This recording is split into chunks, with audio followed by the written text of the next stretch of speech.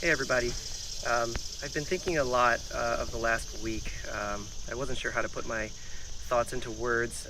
Finally, Sandy Holland on the West Hartford Political Forum put up a really beautiful post in response to an equally beautiful message from Bernie Sanders. And that kind of inspired me to also say a few words here.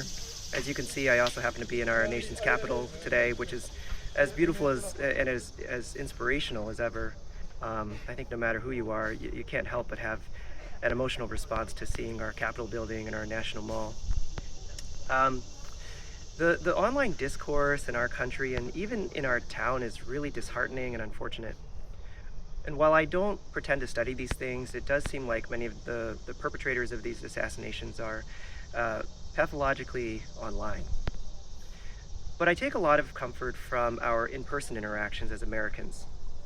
Social media is so tough because on one hand, it is such an important way to communicate with each other, but on the other hand, it amplifies negative messages.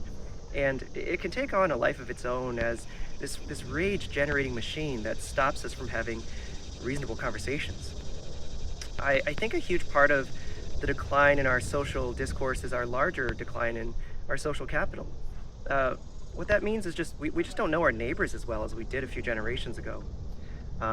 We don't go to churches much. We're not in bowling leagues anymore, as Robert Putnam wrote so beautifully about.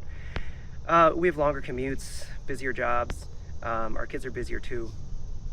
And as I've passionately argued for, our unsafe roads also hurt our sense of community and connectivity. We are socioeconomically sorted, so many of us can no longer imagine the lives of others. When I was a kid, one of my best friend's dad was a trucker, and he was killed in a crash when we were about 11. So this is a sacrifice that our fellow Americans make. This is just one example of the sacrifices that people make to keep our country moving. Yet how many people today have the opportunity or take the time to get to know people with lives so different than ourselves? Look within yourselves. Is it possible that we see a trucker from Missouri and might think he's garbage or deplorable, or maybe he should have known better if his job eventually gets replaced by automation, rather than somebody who did a dangerous job to support his family and got our Christmas gifts to us?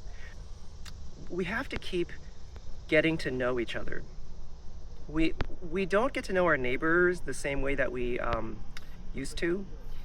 And the neighbors that we do have are much more homogeneous than before. So instead, we engage online where mutual respect and good faith conversations are the exception rather than the rule. Honestly, I had never followed Charlie Kirk and only had the vaguest idea who he was. I'm probably just too old and uncool, and our orbits were different. Yet our orbits did touch because through my work, I also serve so many young people who are searching for meaning and direction, who are trying to realize their dreams through tremendous adversity. And it's just extraordinarily upsetting to me that a young man in his 30s who has seemingly done so much to give young people a sense of purpose, who's a father of two, a husband, has been shot dead. Young people, and especially young men, I think are looking for a renewed sense of direction and a renewed sense of community. I think they're craving that. During literally every interaction I've had with people so far in person in town, we've had respectful and positive conversations about things that really matter to us across the entire political spectrum, like our kids, our roads, our budget. But online, people as prominent as the former lieutenant governor have called me an opportunist, and he doesn't even know me. And somebody has even unironically called me deplorable. And I'm sure I've been called a fascist as well, but that just kind of blends into the background at this point, although it shouldn't. These people can't hurt my feelings, but it just kind of speaks to the toxicity of the online discourse in our little local election. I was moved by Sandy's message. I was moved by Bernie's message, and I was obviously moved by Charlie's death. Thanks, Sandy. Thanks, Rocky. Thanks to every candidate who is putting yourselves out there from all sides.